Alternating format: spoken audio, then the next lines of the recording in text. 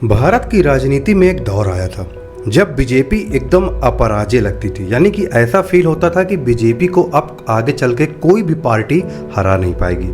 नरेंद्र मोदी की लोकप्रियता, हिंदुत्व की लहर और बड़े बड़े चुनावी जीत, सब कुछ बीजेपी के पक्ष में चल रहा था। लेकिन कहते हैं ना कि हर उभार का एक पतन होता है, और आज सवाल यही उठता है, क्या बीजेपी का डाउनफॉल शुरू हो चुका है? 2014 में मोदी की लहर, 2019 में उससे भी बड़ी जीत, विपक्ष बिखरा हुआ, कांग्रेस एकदम कमजोर, जनता का पूरा भरोसा बीजेपी पर। चाहे वो सर्जिकल स्ट्राइक का मामला हो, चाहे वो राम मंदिर का वादा हो, या फिर राष्ट्रवाद का नारा हो, बीजेपी ने इन नैरेटिव्स को बाखूबी इस्तेमाल किया और इसी के दम पे इन्हीं मुद्दों को छेड़ के वोट में काफी बढ़त से जीत हासिल कर ली। लेकिन अब सवाल उठ के आता है कि क्या वाकई में बीजेपी अब इस लेवल पे पहुंच चुकी है कि उसका पतन शुरू हो गया है? दोस्तों, 2014 के लोकसभा चुनाव में बीजेपी ने एक कैंपेन चलाया था जहां पे उन्होंने कई सारे ऐसे गरीब वर्ग के लोगों का वीडियो बनवाया और वहां पे प्रचार में ये बात बुलवाई कि महंगाई बढ़ाने वालों, जनता तुम्हें माफ नहीं करेगी। महंगाई को लगातार बढ़ाने वालों, जनता माफ नहीं करेगी। बिजली के लिए तरसाने वालों, जनता माफ नहीं करेगी। हमारी बेटियों को सुरक्षा न दे पाने वालों, जनता माफ नहीं करेगी। युवाओं को बेरोजगार रखने वालों, जनता माफ नहीं करेगी। चलो हालात बदले, देश की सरकार बदले, भाजपा को वोट दे, अब की बार मोदी सरकार। अब दोस्तों, कहीं ना कहीं इन्हीं सब चीजों को लेकर सवाल उठ रहा है। 2014 में जिन वादों को पूरा करने के लिए बोला गया था, जो कैंपेन में जो प्रॉमिसेस किए गए थे, वो किस हद तक पूरे हुए हैं और किस लेवल पे आके अब बीजेपी इन मुद्दों पे काम कर रही है। दोस्तों, यहाँ पे बोला गया कि बिजली के लिए तरसाने वालों, जनता माफ नहीं करेगी, महंगाई बढ़ाने वालों, जनता माफ नहीं करेगी। लेकिन अब सवाल यहाँ पे ये उठता है कि वाकई में महंगाई कौन बढ़ा रहा है? वाकई में बिजली के लिए कौन तरसा रहा है? वाकई में नौकरियों के लिए आज कौन तरस रहा है? देखा जाए तो बीजेपी गवर्नमेंट को पूरे 11 साल से अधिक हो चुके हैं, क्योंकि 2014 में सरकार बनी थी, 2025 चल रहा है, लगभग 11 साल पूरे हो ही चुके हैं और भी समय बीतता जा रहा है। लेकिन अगर आज हम 2014 से कंपेयर करें कि बेरोजगारी, भुखमरी, महंगाई और बिजली समस्याओं, रोड समस्याओं, पानी समस्याओं पे कितनी हमको यहाँ पे समाधान मिले हैं, कितने यहाँ पे हमको सुविधाएं मिली हैं, तो अगर कंपेयर किया जाए तो हालत और बद से बदतर होते जा रहे हैं। इन्हीं सब चीज़ों को कहीं ना कहीं अब जनता ने पहचान लिया है, देख लिया है, और अब कहीं ना कहीं इनका बहिष्कार होना शुरू हो गया है। आज की वीडियो पे समझते हैं कैसे बीजेपी ने इंडिया की इतनी बड़ी पॉपुलेशन को मैनिपुलेट किया और कैसे लगातार 3 बार लोकसभा चुनाव में जीत हासिल की, और अब ऐसा क्या हुआ कि लोग बीजेपी को पसंद नहीं कर रहे हैं। आइए समझते हैं पूरा मामला आज की इस वीडियो में। दोस्तों, एक समय था जहां पे बीजेपी अपने चरम पे थी। चाहे बात करें 2014 के लोकसभा चुनाव की, चाहे बात करें 2019 के लोकसभा चुनाव की, सब जगह से बीजेपी की लहरें ऐसे चल रही थी कि बीजेपी के नाम पे अगर किसी को भी खड़ा कर दिया जा रहा था, कोई भी एमएलए हो, एमपी हो, लोकसभा चुनाव हो, विधानसभा चुनाव हो, तो उसकी जीत तय थी। चाहे वो दोस्तों कोई मुजरिम रहा हो, चाहे वो दोस्तों पार्टी का कोई सदस्य रहा हो, या तो किसी भी A to Z पर्सन को अगर बीजेपी से सीट मिल जाती थी तो कन्फर्म है उसकी जीत होना तय हो जाती थी। इतनी भयंकर लहर पूरे देश में कभी नहीं चली जितना बीजेपी के टाइम पे 2014-2019 में चली। लेकिन फिर चीज़ें बदलना शुरू हुई, जहाँ पे हालात बदले, और इन कई कारणों से बीजेपी में एक नया ऐसा भूकंप आया जिसकी वजह से बीजेपी अब डाउनफॉल की ओर जा रही है। सबसे पहले दोस्तों कारण पे बात करेंगे तो वो है इकोनॉमिक इशू। इकोनॉमिक इशू में महंगाई, बेरोजगारी और किसानों की नाराजगी, ये सब शामिल है। क्योंकि दोस्तों महंगाई की बात करें तो 2014 में महंगाई का ही वायदा देके यहाँ पे वोट मांगा गया था कि दोस्तों महंगाई कम करने के लिए प्रधानमंत्री ने बोला था। महंगाई कम हुई क्या पेट्रोल डीजल के दाम कम हुए? नहीं हुए, बल्कि बढ़ गए। आप मुझे बताइए, अगर इसी प्रकार से महंगाई बढ़ती गई तो गरीब क्या खाएगा? साल का रिपोर्ट कार्ड के कुछ ही घंटों में उन्होंने देश में जिस प्रकार से पेट्रोल के दाम बढ़ा दिए, ये दिल्ली सरकार की शासन चलाने की नाकामयाबी का जीता जागता सबूत है।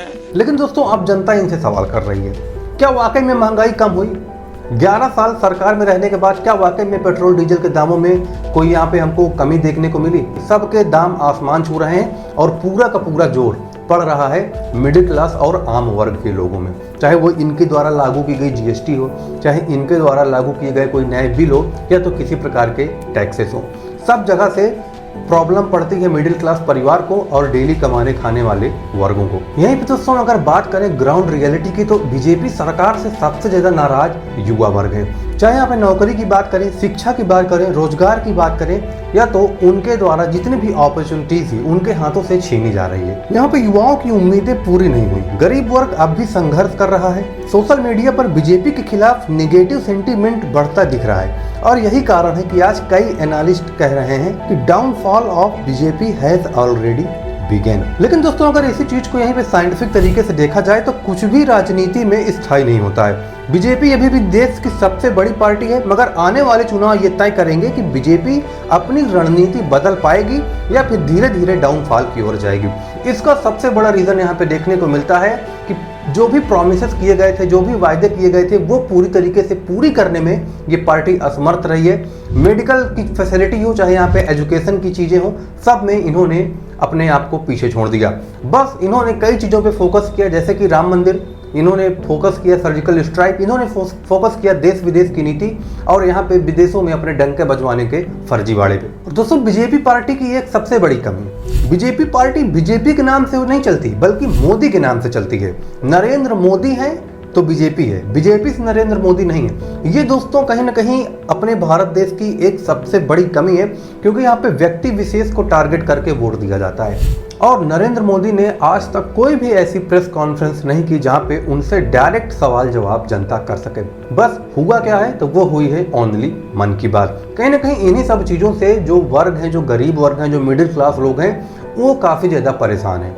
हिंदू मुस्लिम की राजनीति, मंदिर मस्जिद की राजनीति, भारत पाकिस्तान की राजनीति, अमेरिका से अपने आप को मजबूत दिखाने की राजनीति, इन्हीं सब चीज़ों को और दिखावे में पड़ के भारत देश की इकोनॉमी पूरी तरीके से डूबती जा रही है। रुपया दिन ब दिन गिरता जा रहा है, बेरोजगारी दर बदर बढ़ती जा रही है और महंगाई उसी प्रकार से आसमान छू रही है। इन्हीं सब चीज़ों को देखते हुए कहीं न कहीं तो दोस्तों युवा वर्ग हैं, जो गरीब वर्ग हैं और जो मिडिल क्लास वर्ग हैं, वो इन सब चीज़ों से काफ़ी ज़्यादा नाराज़ हैं। वो चाहते हैं कि बेरोजगारी से हमको छुटकारा मिले, हमको कोई एक रोजगार मिले, हमको पढ़ने के लिए अच्छी शिक्षा मिले। बीजेपी सरकार ने कई सारी चीज़ों पे यहाँ पे वायदा दिया कि हम अच्छी सड़कें बनाएंगे। सड़कों का हाल आज कैसा है आप लोग देख सकते हैं। उन्होंने वादा किया कि हम स्पेस टेक्नोलॉजी यूज़ करेंगे सड़क बनाने में, लेकिन सड़क की क्या कंडीशन है आज आप लोग जानते हैं। हो सकता है कि आपके गली मोहल्ले में भी कई ऐसी सड़कें हों जहाँ पे इतने बड़े गड्ढे हों कि कोई गिर जाए तो वो 2-3 दिन तक निकल ही ना पाए। ऐसी कंडीशन हमारे देश में देखने को मिल रही है। लेकिन दोस्तों हर समय ऐसा नहीं था। बीजेपी भी अपने पीक पे थी जब उन्होंने जीएसटी, नोटबंदी, आर्टिकल 370 हटाया, सीएए और राम मंदिर का निर्माण कराया। इन सब ने बीजेपी को बहुत ही मजबूत नैरेटिव दिया, लेकिन सत्ता का शिखर हमेशा जोखिम लेके आता है, क्योंकि जितनी उम्मीद बढ़ती है निराशा भी उतनी तेज होती है। इन सब चीज़ों पे तो भारत की जनता ने पुरजोर इनका साथ दिया। यहाँ पे कई चीज़ें सामने निकल के जिनकी वजह से बीजेपी के पतन में सबसे बड़ा हाथ रहा है। सबसे पहली चीज़ दोस्तों किसान आंदोलन। किसान आंदोलन ने इस सरकार को बहुत बड़ा झटका दिया। जहाँ पे मिडिल क्लास महंगाई से परेशान था, वहीं पे किसानों ने भी कई सारे प्रॉब्लम्स की वजह से, जो कि दोस्तों एमएसपी पे जो कानून आया था उनकी वजह से कई किसानों ने आत्महत्या कर ली थी और उनकी वजह से ही बीजेपी की गवर्नमेंट में काफ़ी ज़्यादा उथल पुथल मची है। साथ ही साथ नोटबंदी, अचानक से नोटबंदी का फैसला, ये दोस्तों भारत की जनता के लिए काफ़ी ज़्यादा शॉकिंग था।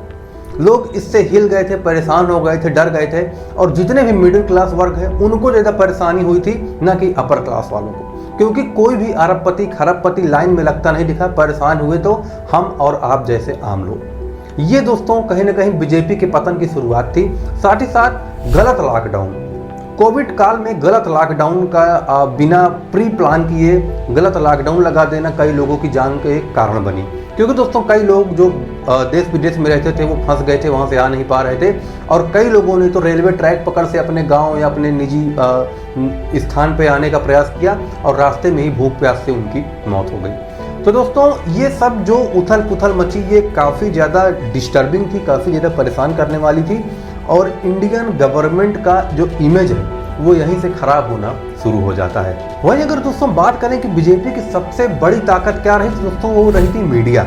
मीडिया के माध्यम से बीजेपी ने काफ़ी ज़्यादा प्रचार किए, चाहे वो दोस्तों अपने काम गिनवाने हो, अपने आप को दूसरों से बेटर दिखाना हो, अपने आप को अमेरिका से तुलना कराना हो, या तो फिर अपने एजेंडा का गुणगान करना हो। इस चीज़ में बीजेपी को कोई नहीं पछाड़ सकता है। जो उनके सोशल मीडिया के आईटी सेल्स के मेंबर्स हैं वो काफ़ी दिमागदार हैं। उन्होंने पूरे भारत देश में फेसबुक, इंस्टाग्राम, व्हाट्सएप और यूट्यूब प्लस साथ ही साथ न्यूज़ मीडिया से इतना ज़्यादा कब्जा कर लिया कि जहां भी आप लोग खोलेंगे आपको मोदी की बड़ाई ही देखने को मिलेगी। आप व्हाट्सएप, फेसबुक पे जाके कोई कमेंट करेंगे तो आपको वहां पे रिप्लाई में 10 गालियां पड़ेंगी कि आपने मोदी के खिलाफ कैसे बोल दिया। यहाँ पे ये चीज़ें मानसिकता दर्शाते हैं कि भारत देश में आप गलत का विरोध भी नहीं कर सकते हैं अगर बात यहाँ पे नरेंद्र मोदी की हो रही हो। अब दोस्तों वहीं पे ऑपोजिशन में नेता विपक्ष राहुल गांधी, उन्होंने दोस्तों 2024 के बाद काफ़ी ज़्यादा तोड़ मरोड़ से कमबैक किया है और विपक्ष को काफ़ी बुरी तरीके से झकझोर दिया है। चाहे वो वोट चोरी का मामला हो, चाहे वो इंडिया गठबंधन में जितने भी चीज़ें हुई हैं उनसे रिलेटेड चीज़ें हों, या तो भारत देश में हर तरीके से जो भी पतन हुए हों, उनमें सबसे ज़्यादा यहाँ पे राहुल गांधी का जोश दिखा है और राहुल गांधी ने पूरे जोर शोर से इसका विरोध किया है। अभी हाल ही फिलहाल में दोस्तों election commission of India ECI से वोट चोरी का मामला सामने आया था, जहाँ पे कई ऐसे असेंबलीज थी जहाँ पे वोट चोरी पकड़ी गई थी और इलेक्शन कमीशन ऑफ इंडिया से जब CCTV फुटेज मांगी गई तो उन्होंने बोला कि हम तो फुटेज 25 दिन में डिलीट कर देते हैं, हम फुटेज नहीं रखते हैं। इस चीज़ को लेकर राहुल गांधी ने पूरी प्रेस कॉन्फ्रेंस की, लाइव ब्रीफिंग करके उन्होंने पूरे कई सारे पेजेस दिखाए कि देखिए आधार कार्ड में नाम किसका क्या लिखा है, किसी किसी के नाम XYZ ABCD लिख दिया गया है और किसी किसी को कहीं एक ही घर में घुसा दिया है। आप लोग अपनी राय दे सकते हैं कि आप इस चीज़ के बारे में क्या सोचते हैं और आप इन चीज़ों को किस तरह से देखते हैं। बाकी अधिक जानकारी के लिए आप लोग हमको सोशल मीडिया पे फॉलो कर सकते हैं, जिसका लिंक वीडियो के डिस्क्रिप्शन पे है, और चैनल को सब्सक्राइब कर सकते हैं।